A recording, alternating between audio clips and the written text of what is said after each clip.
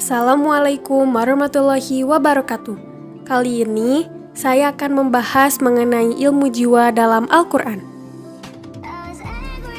Ilmu jiwa di dalam Al-Quran terbagi kepada 4. Yang pertama yaitu berpikir, yang kedua emosi, yang ketiga ingatan, dan yang keempat motivasi. Langsung saja yang pertama yaitu berpikir dalam Al-Quran. Persepsi mempunyai fungsi yang sama bagi manusia dan hewan. Namun, manusia mempunyai nilai yang lebih daripada hewan, yaitu Allah memberikan akal kepada manusia. Oleh karena itu, dengan akalnya tersebut, manusia bisa membedakan mana yang benar dan mana yang salah, mana yang hak dan mana yang batil. Manusia juga bisa disebut dengan hayawanun natik atau hewan yang diberi akal atau hewan yang berpikir. Al-Quran telah menyeru kepada seluruh manusia untuk berpikir, seperti dalam Quran Surat Soba ayat 46. Allah Subhanahu wa Ta'ala menyeru manusia berpikir tentang kosmologi, seperti penciptaan langit dan bumi, dan peredaran seperti matahari, bumi, dan lain-lain. Allah juga menyuruh manusia mempelajari sunnatullah dalam segala bentuk ilmu pengetahuan, seperti dalam Quran Surat Al-Ankabut ayat 20, yang artinya, katakanlah, berjalanlah di bumi, maka perhatikanlah bagaimana Allah memulai penciptaan makhluk. Kemudian, Allah menjadikan kejadian yang akhir. Sungguh, Allah Maha Kuasa atas segala sesuatu. Selain itu juga, Al-Quran tidak hanya menyuruh manusia untuk berpikir dan mengkaji secara ilmiah tentang fenomena alam, tetapi juga berpikir tentang rahasia pembentukan dirinya atau diri manusia secara biologis dan kejiwaan.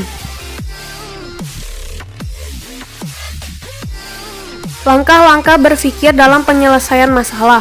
Langkah ini terbagi kepada 5. Yang pertama, menentukan objek permasalahan.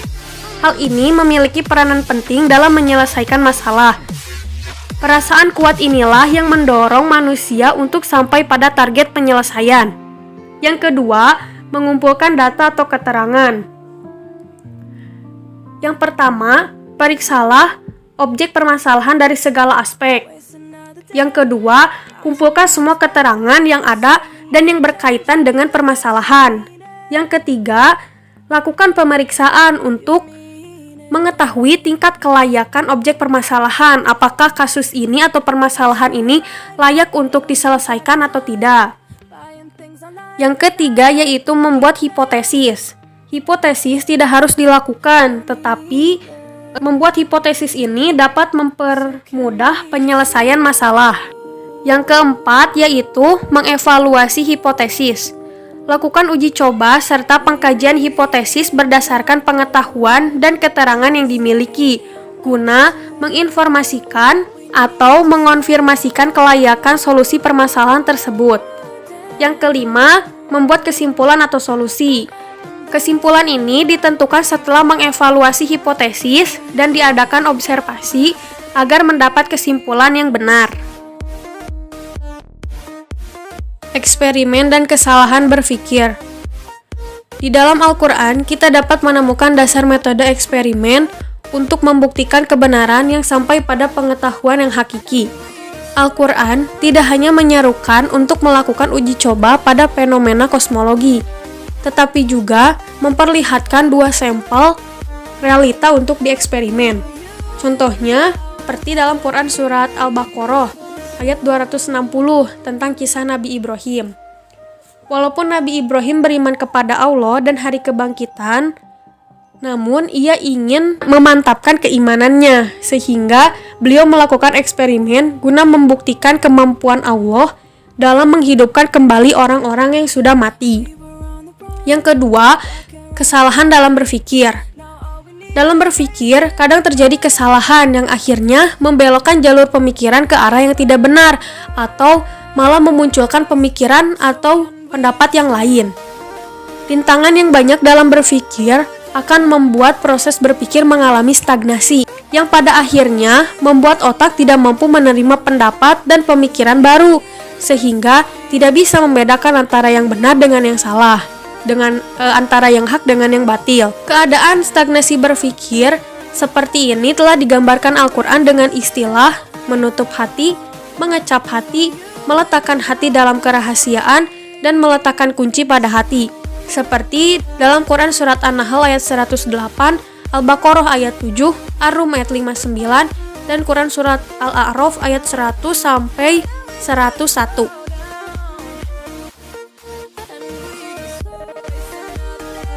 Dari kesalahan berpikir ini terbagi kepada 3. Yang pertama, berpikiran teguh dalam pemikiran lampau. Manusia biasanya cenderung berpegang teguh dengan sesuatu yang sudah menjadi kebiasaannya atau berpegang teguh kepada sesuatu yang sudah ada sebelumnya. Al-Quran menggambarkan sandaran kebanyakan manusia sepanjang sejarah pada akidah nenek moyang mereka, itu salah satunya. Lantaran ketidakmampuan mereka untuk melihat akidah yang diserukan oleh beberapa nabi dan rasul dengan pemikiran yang independen dari batasan-batasan ibadah, adat, dan pemikiran masa lampau. Dengan kata lain, berdasar pada pemikiran, kebiasaan, dan adat nenek moyang merupakan faktor yang paling dominan dalam membentuk stagnasi berpikir. Seperti dalam Quran Surat Yunus ayat 78. Nah, keadaan stagnasi berpikir sangat membahayakan manusia karena ia melenyapkan karakteristik mendasar yang membedakan manusia dengan hewan.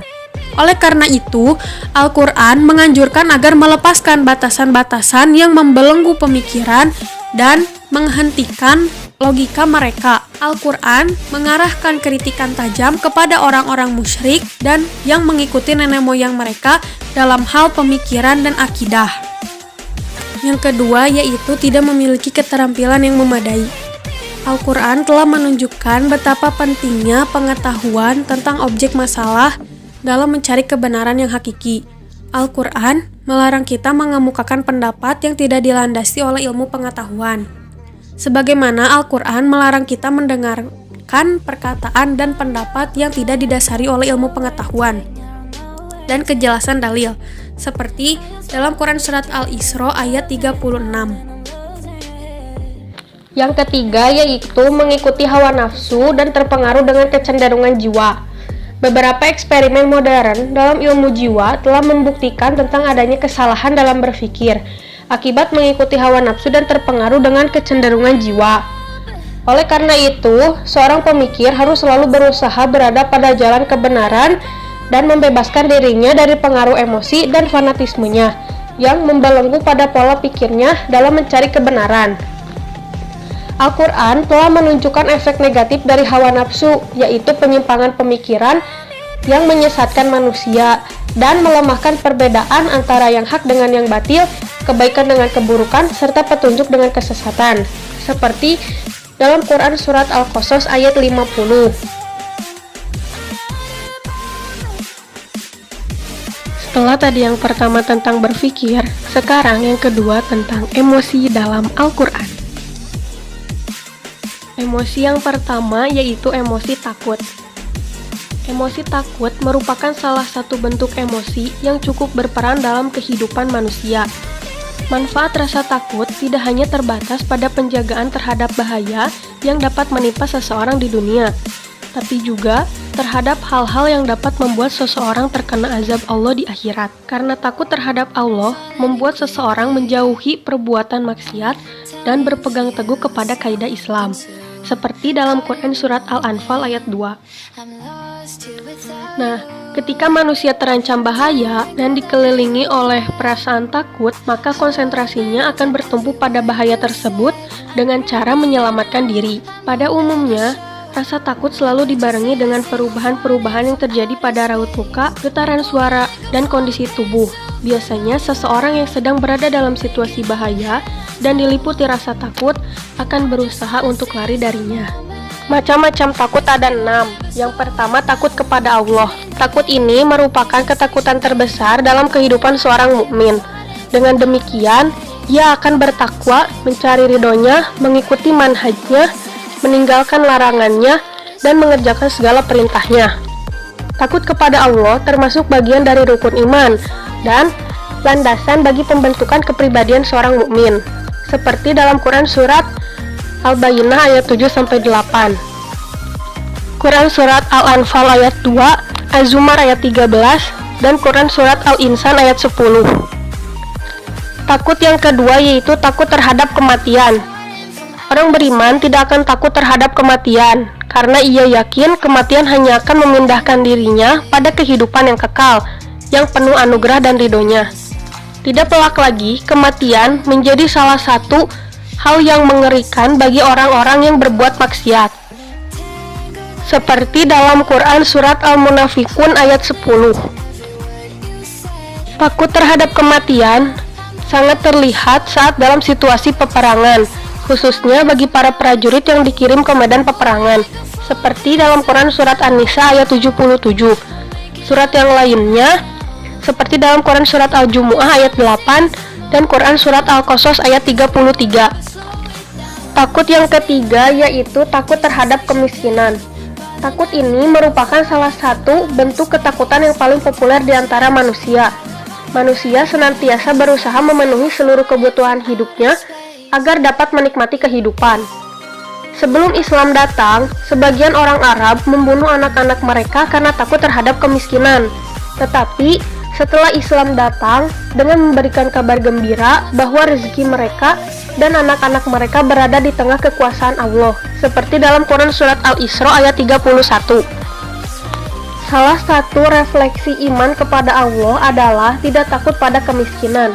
Seorang mukmin sejati pasti ridho terhadap rezeki yang diberikan Allah, sekecil apapun itu, karena ia yakin hanya Allah yang mampu menganugerahkan rezeki kepada hambanya, seperti dalam Quran Surat Az-Zariyat ayat 58 dan surat yang lainnya yaitu Quran Surat Al-An'am ayat 151. Takut yang terakhir yaitu takut terhadap manusia. Takut ini juga merupakan salah satu bentuk ketakutan yang populer.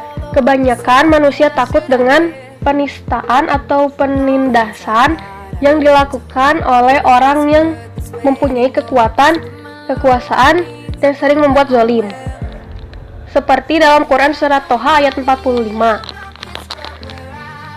Rasa takut yang dirasakan oleh seorang mukmin adalah takut kepada Allah. Takut terhadap Allah dapat menjaga seseorang dari kemarahan dan azabnya, serta memperoleh keridhaan Allah pada akhirnya.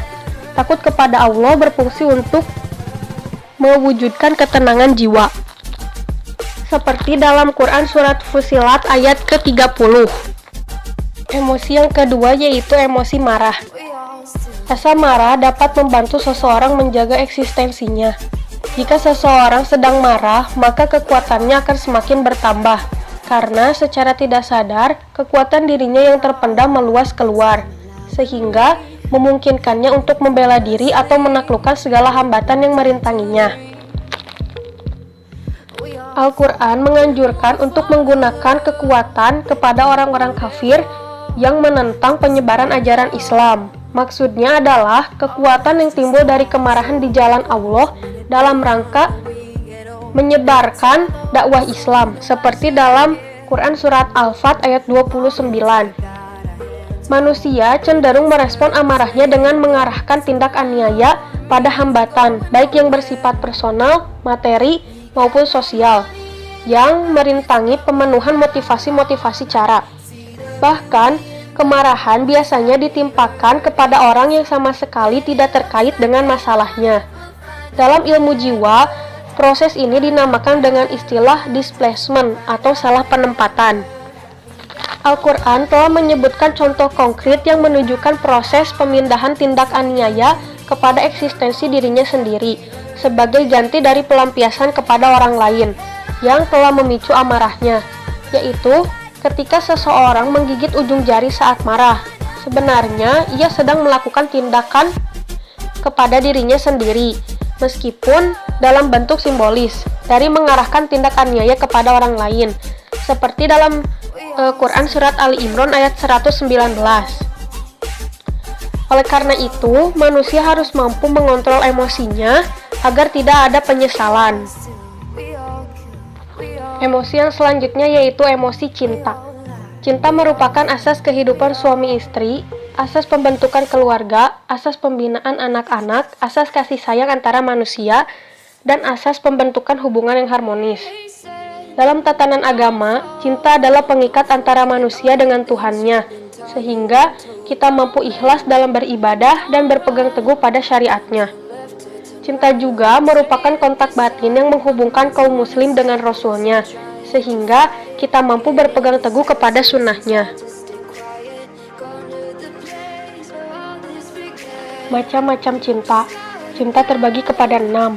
Cinta yang pertama yaitu cinta kepada Allah. Cinta ini adalah puncak kecintaan dan kerinduan dalam bertakarub kepadanya, yang mempunyai nilai tertinggi, baik kemuliaan, kesucian, maupun spiritualnya di sisi manusia. Kecintaan dan kerinduan kepadanya bukan hanya tercermin dalam menunaikan sholat, bertasbih, dan bermunajat, tetapi juga pada setiap amal dan perilaku yang dilakukan atas dasar kecintaan dan kerinduan kepadanya, dan ditunjukkan hanya kepadanya guna mendapat keridhoannya. Cinta kepada Allah merupakan tujuan akhir setiap mukmin, karena kecintaan kepadanya dapat menjadi pendorong bagi ketaatan kepada Allah dan Rasul-Nya, seperti dalam Quran Surat Ali Imran ayat 31. Kecintaan seorang mukmin kepada Allah mengalahkan kecintaannya kepada diri sendiri, anak-anak, istri, kedua orang tua, keluarga, dan hartanya. Seperti dalam Quran Surat At-Taubah ayat 24. Dan surat yang lainnya yaitu pada Quran Surat Al-Ma'idah ayat 54. Cinta yang kedua yaitu cinta kepada Rasul. Rasul yang diutus Allah. Cinta yang diutus Allah adalah rahmat bagi alam semesta, yang bertugas memberi petunjuk serta mengajarkan kitab dan hikmah kepada manusia. Beliau dipilih Allah sebagai nabi penutup dan rasul seluruh umat manusia. Allah memberinya sebuah kitab abadi sebagai pembenaran atas kitab-kitab samawi yang telah diturunkan sebelumnya. Akhlak, perilaku, dan segala perbuatan beliau mengandung kemuliaan. Maka beliau adalah suri tauladan bagi manusia, seperti dalam Quran Surat Al-Qalam ayat 4. Dalam Quran Surat At-Taubah ayat 24, kita diharuskan untuk selalu mencintai Rasul yang dibarengi dengan kecintaan kepada Allah. Seorang mukmin sejati pasti menjadikan sosok Rasulullah sebagai suri tauladan, seperti dalam Quran Surat Al-Ahzab ayat 21. Dan cinta yang ketiga yaitu cinta kepada diri sendiri. Cinta kepada diri sendiri sangat berkaitan dengan motivasi menjaga diri. Oleh karena itu, manusia senang menumbuhkan potensinya, mewujudkan jati dirinya, serta mencintai segala hal yang membawa kebaikan, ketentraman, dan kebahagiaan. Sebaliknya, manusia membenci segala sesuatu yang merintangi kehidupan, perkembangan, dan perwujudan jati dirinya, serta membenci semua yang menyebabkan kepedihan dan kemadorotan. Bentuk kecintaan manusia terhadap dirinya yang pertama yaitu memperbanyak harta. Seperti dalam Quran Surat Al-Adiyat ayat 8. Yang kedua, senantiasa berdoa untuk memohon harta, kesehatan, dan segala bentuk kebaikan dan kenikmatan hidup. Apabila ia tertimpa keburukan, bencana, atau kefakiran, maka ia menyangka kebaikan tidak akan berpihak kepadanya lagi, seperti dalam Quran Surah Fussilat ayat 49. Dan yang terakhir, selalu berkeluh kesah dan kikir. Bila tertimpa musibah, akan putus asa terhadap kebaikan dan kufur terhadap nikmat-nikmat Allah yang telah lalu. Namun, bila mendapat kelapangan rezeki, enggan memberikan sedekah kepada kaum fakir. Seperti dalam Quran Surat Al-Ma'arij ayat 19-21. Cinta kepada diri sendiri tidak boleh melampaui batas yang telah ditentukan Allah. Penting sekali untuk berbuat baik kepada sesama sebagai wujud cintanya kepada mereka. Cinta yang keempat yaitu cinta kepada sesama. Ketika seorang anak mulai tumbuh dan berinteraksi dengan orang yang ada di sekitarnya, ia akan mulai mengambil bagian cinta yang bergantung kepada mereka. Rasa cinta akan terus bertambah secara bertahap seiring dengan bertambahnya frekuensi hubungan dengan orang di sekitarnya. Dari sini, anak belajar bahwa ia dapat hidup dalam keharmonisan bersama orang lain. Jika ia membatasi kecintaannya terhadap diri sendiri dan keegoannya, kesadaran beragama dapat membuat seseorang tidak berlebihan dalam mencintai dirinya sendiri. Keberadaan iman dapat mengimbangi kecintaan terhadap diri sendiri dengan kecintaan kepada orang lain, sehingga terciptalah kemaslahatan individu dan masyarakat. Al-Quran juga menyerukan cinta kasih dan tolong-menolong antar manusia, seperti dalam Quran Surat Ali Imran ayat 103, surat yang lainnya dalam Quran Surat Al-Hasyr ayat 9, dan Quran Surat At-Taubah ayat 71. Cinta yang kelima yaitu cinta kebapaan. Saat seorang bapak tidak memiliki hubungan yang erat dengan anaknya secara fisiologis, seperti yang terdapat pada seorang ibu, maka para ahli psikologi modern telah menganggap motivasi kebapaan sebagai motivasi fisiologis seperti motivasi keibuan. Akan tetapi, menganggapnya sebagai motivasi psikologis atau kejiwaan. Motivasi kebapaan tampak jelas pada kecintaan seorang anak seorang bapak kepada anaknya. Mereka, anak-anak merupakan sumber nikmat dan kebahagiaan, sumber kekuatan dan kebanggaan, dan merupakan faktor penting dalam keberlangsungan peran bapak dalam kehidupan dan sebagai warisan setelah ia wafat. Hal ini tampak jelas dari doa Nabi Zakaria kepada Tuhannya supaya dia menganugerahkan keturunan. Seperti dalam Quran Surat Maryam ayat 4-6. Cinta kepada anak-anak disebutkan dalam Al-Quran dalam beberapa ayat dengan diiringi cinta terhadap harta. Anak dan harta adalah kekuatan dan kebahagiaan mereka, seperti dalam Quran Surat Al-Kahfi ayat 46. Al-Quran juga menyebutkan cinta kebapaan saat mensinyalir kisah-kisah Nabi berikut ini. Yang pertama, Nabi Nuh dalam Quran Surat Hud ayat 42 dan Quran Surat Hud ayat 45. Yang kedua, Nabi Yakub kepada anaknya yaitu Nabi Yusuf. Seperti dalam Quran Surat Yusuf ayat 13 dan Yusuf ayat 84. Cinta kebapaan biasanya tampak dalam perhatian, pemeliharaan, nasihat, dan pengarahan yang mengandung kebaikan seorang bapak kepada anak-anaknya. Cinta yang terakhir yaitu cinta kepada lawan jenis. Cinta yang sangat terkait dengan motivasi seksual dan berfungsi untuk keberlangsungan kasih sayang dan keharmonisan antara suami dan istri. Seperti dalam Quran Surat Ar-Rum ayat 21. Surat yang lainnya yaitu Surat Al-Imran ayat ke-14 dan Quran Surat Yusuf ayat 32-33.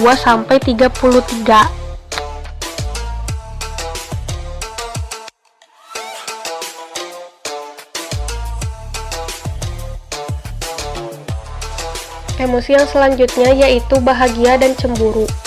Yang pertama, bahagia.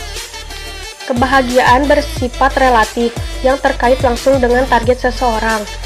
Ada dua. Yang pertama, kebahagiaan orang-orang kafir dengan kenikmatan kehidupan di dunia, sebagaimana dalam Quran Surat Ar-Rod ayat 26.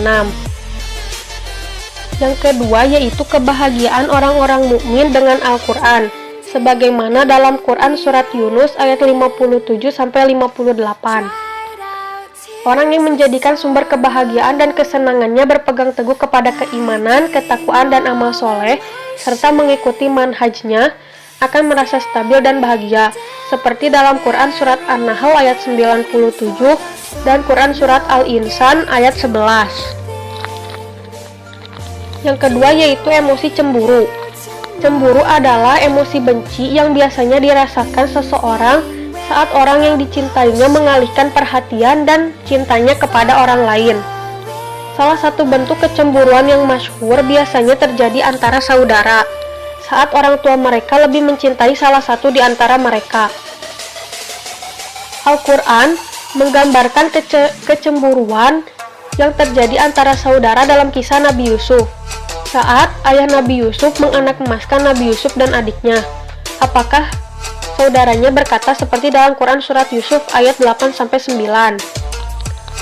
Emosi cemburu merupakan emosi kombinasi, sebab di dalamnya terdapat beberapa unsur emosi lain, khususnya emosi benci. Oleh karena itu, rasa cemburu kebanyakan dibarengi oleh rasa benci, hasut, dan keinginan untuk menyakiti orang yang membuatnya cemburu.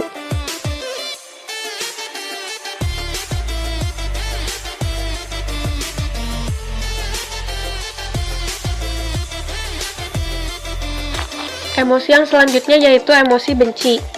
Emosi benci merupakan kebalikan dari emosi cinta, yaitu ungkapan dari rasa ketidaksenangan dan penolakan, juga berupaya menjauhi perkara-perkara yang menimbulkan perasaan tersebut. Rasa benci dapat disebabkan oleh beberapa hal. Yang pertama, perbedaan pendapat. Yang kedua, rasa cemburu terhadap kemenangan orang lain. Yang ketiga, perbuatan yang melecehkan. Yang keempat, gaya bicara yang tinggi. Yang kelima, sikap yang angkuh. Dan yang keenam, gaya pakaian yang sensasional. Manusia membenci kematian, serta segala hal yang menyakitkan. Oleh karena itu, manusia sangat membenci peperangan, karena dalam hal peperangan, terdapat kemungkinan mati atau cedera, seperti dalam Quran Surat Al-Baqarah ayat 216.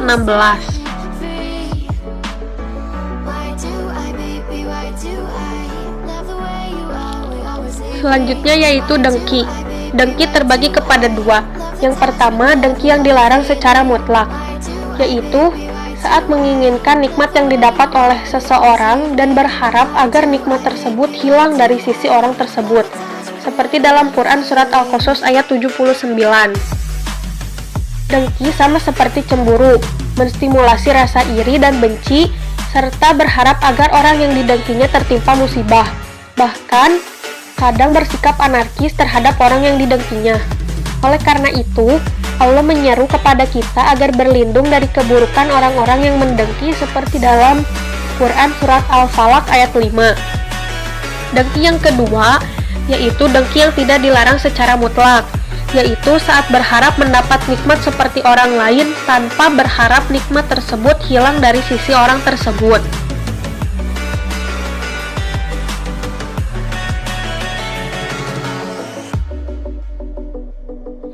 Selanjutnya yaitu sedih dan sesal. Yang pertama, rasa sedih.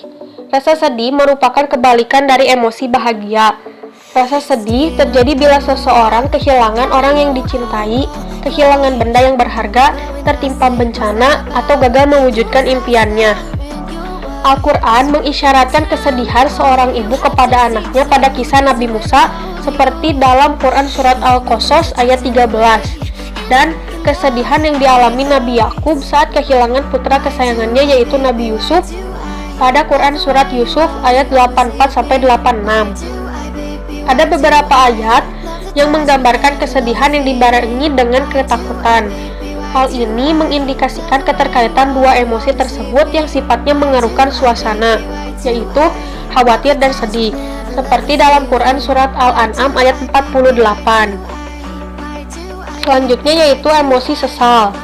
Penyesalan ialah kondisi emosional seseorang yang muncul dari rasa berdosa dan kecewa atas perbuatan yang telah dilakukannya, yang membuatnya mencela diri sendiri, seperti dalam Quran Surat Al-Qiyamah ayat 1-2. Penulis menyebut penerimaan diri terhadap pencelaan atau diri sendiri pada Quran Surat Al-Qiyamah ayat 1-2 dengan istilah nurani. Sedangkan Sigmund Freud dan para pakar ilmu jiwa menyebutkan dengan istilah superego, yaitu bagian jiwa manusia yang dapat mengontrol semua perbuatannya, memperbaiki kesalahannya, dan membuatnya menyesali perbuatan dosa yang telah dilakukan.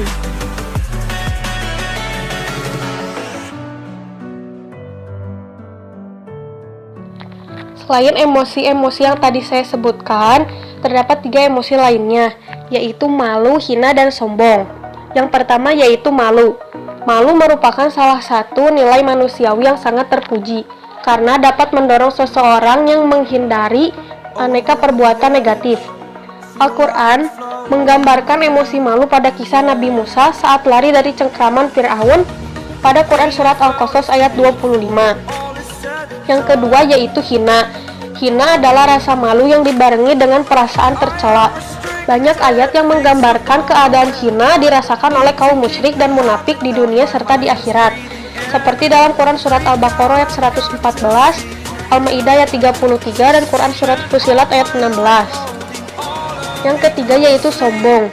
Sombong adalah kondisi emosional kompleks yang terjadi pada sebagian manusia. Al-Quran mencela manusia yang berbuat sombong, seperti dalam Quran Surat Al-Isra ayat 37 dan Quran Surat Luqman ayat 18. Rasa sombong muncul dari rasa superior atau saat mengagumi diri sendiri. Al-Quran mencela kesombongan kaum musyrik dan munafik serta kekerasan hati mereka dalam menerima kebenaran, seperti pada Quran Surat Al-Munafikun ayat 25, Al-Jasiyah 7-8, Al-Qasas ayat 28, dan Az-Zukhruf ayat 51-52.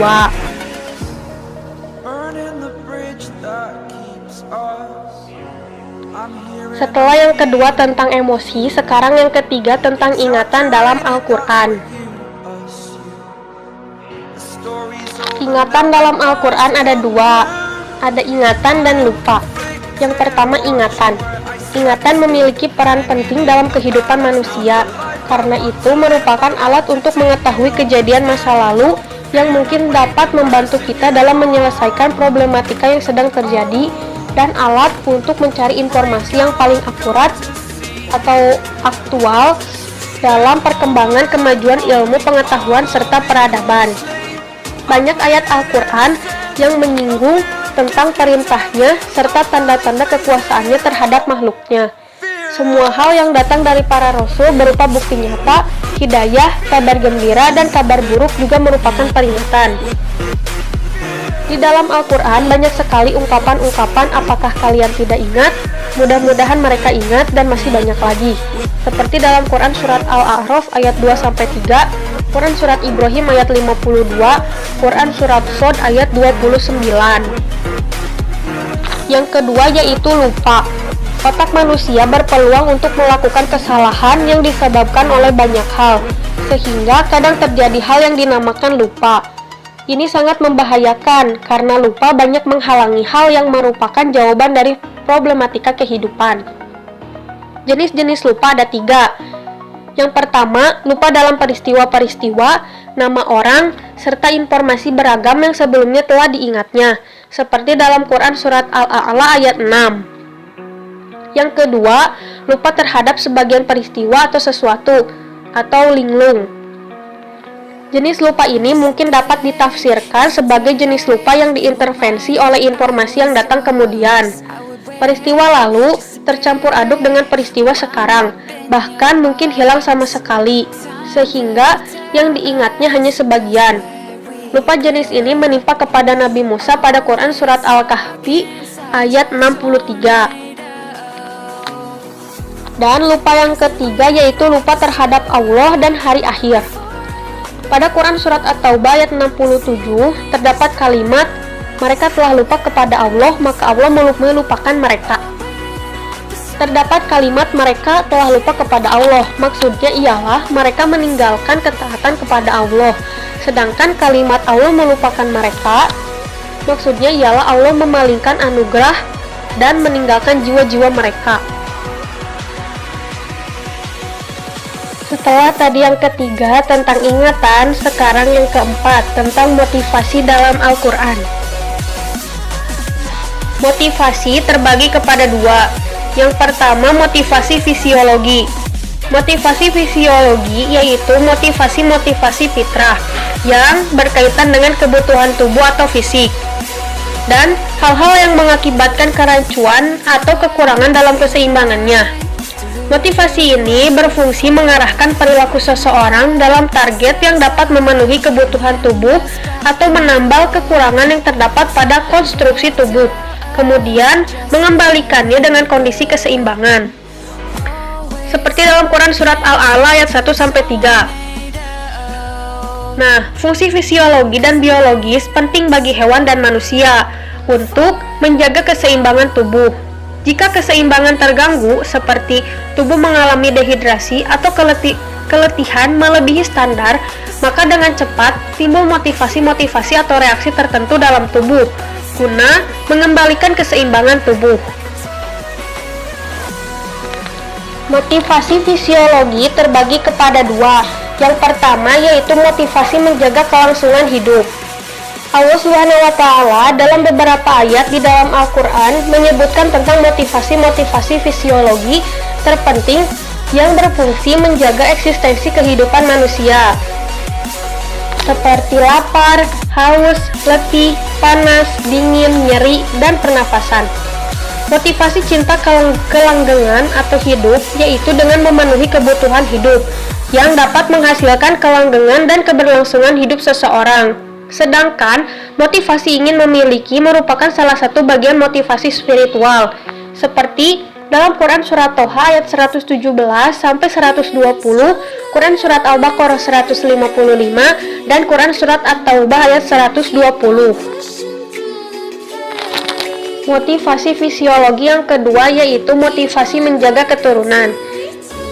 Terbagi kepada dua. Yang pertama motivasi seksual. Motivasi seksual memiliki peranan yang sangat penting dalam proses reproduksi. Dalam motivasi seksual terbentuklah sebuah bahtera keluarga yang selanjutnya akan membentuk masyarakat, sehingga bumi menjadi ramai. Berbagai bangsa saling berkenalan, maka peradaban menjadi perkembangan dan ilmu pengetahuan serta industri mengalami kemajuan yang pesat. Seperti dalam Quran Surat Al-Hujurat ayat 13. Yang kedua yaitu motivasi keibuan. Motivasi ini termasuk hikmah Allah sebagai motivasi fitrah yang menjalankan fungsi pentingnya berupa reproduksi untuk mempertahankan keturunan. Seorang ibu menanggung beban kehamilan dan kelahiran. Lalu setelah melahirkan harus menyusui bayi dan merawatnya sampai dewasa. Seperti dalam Quran Surat Al-Ahqaf ayat 15 dan Quran Surat Luqman ayat 14. Motivasi yang kedua yaitu motivasi kejiwaan dan spiritual. Yang dimaksud motivasi kejiwaan dan spiritual ialah dorongan yang berhubungan dengan kebutuhan manusia secara kejiwaan dan spiritual. Motivasi ini tidak ada kaitannya dengan kebutuhan manusia secara fisiologi. Motivasi ini terbagi kepada dua hal yang mendasar. Motivasi kejiwaan dan motivasi spiritual terbagi kepada 4. Yang pertama, motivasi kejiwaan. Menurut pandangan psikologi modern, motivasi kejiwaan disebut sebagai motivasi kejiwaan sosial. Sebab pada satu sisi motivasi kejiwaan memenuhi kebutuhan jiwa seseorang. Namun, pada sisi lain berada di tengah-tengah pertumbuhan seseorang secara sosial akibat interaksinya dengan orang lain. Mayoritas psikologi modern berpendapat bahwa mayoritas kejiwaan pada umumnya diperoleh atas dasar motivasi fisiologi. Yang kedua yaitu motivasi spiritual, yaitu dorongan yang berkaitan dengan aspek spiritual seperti motivasi beragama yang berpegang teguh pada ketakwaan, mencintai kebaikan, kebenaran, dan keadilan, serta membenci keburukan, kebatilan, dan kezaliman. Menurut Maslow, motivasi atau kebutuhan manusia terbagi kepada dua. Yang pertama kebutuhan dasar seperti makan, minum, dahaga, prestasi, dan rasa aman. Dan kedua kebutuhan spiritual yaitu berupa keadilan, keagamaan, keindahan. Selain itu juga terdapat motivasi-motivasi lain seperti motivasi ingin memiliki, motivasi bermusuhan, motivasi bersaing, dan motivasi beragama.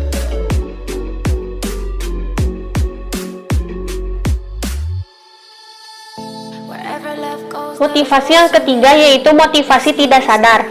Dalam masyarakat kita, motivasi tidak sadar terjadi melalui kekeliruan lidah atau salah pengucapan. Motivasi yang tidak dapat diterima atau yang distimulasi oleh hal yang mengkhawatirkan akan mengakibatkan seseorang jauh dari perasaan atau daerah sadarnya sehingga dirinya tenggelam dalam ketidaksadaran. Al-Quran mengisyaratkan pengungkapan tidak sadar melalui kekeliruan lidah, yang merupakan efek dari beberapa dorongan yang berusaha disembunyikan manusia yang mengganggu jiwa, seperti dalam Quran Surat Muhammad ayat 29-30. Dan motivasi yang terakhir yaitu konflik di antara motivasi. Apabila beberapa motivasi saling berlawanan satu sama lainnya atau saling menarik satu sama lainnya, seperti satu motivasi menentukan arah tertentu, sedangkan motivasi lain menentukan arah sebaliknya, maka manusia akan bingung dalam mengambil keputusan. Kondisi ini dinamakan konflik kejiwaan. Seperti dalam Quran Surat Al-An'am ayat 71, Quran Surat At-Taubah ayat 45, dan Quran Surat An-Nisa ayat 142-143.